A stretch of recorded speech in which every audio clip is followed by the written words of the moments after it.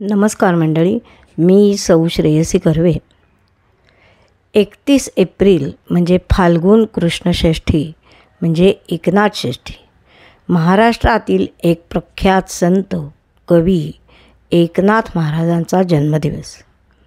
महाराष्ट्राच्या सांस्कृतिक इतिहासामध्ये ज्ञानेश्वरांच्या खालोखाल महनीय स्थान भूषवणारे संत आणि ज्ञानेश्वरांचा वारसा समर्थपणे सांभाळून अधिक तो समृद्ध करणारे असे संत म्हणजे संत एकनाथ.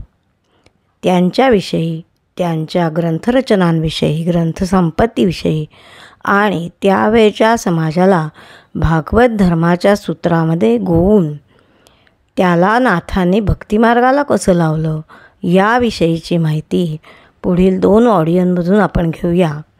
आवडल्यास आपल्या आप्तजनांना पाठवा आणि श्रेयसी कर्वे हा यूट्यूब चॅनल सबस्क्राईब करा ही विनंती.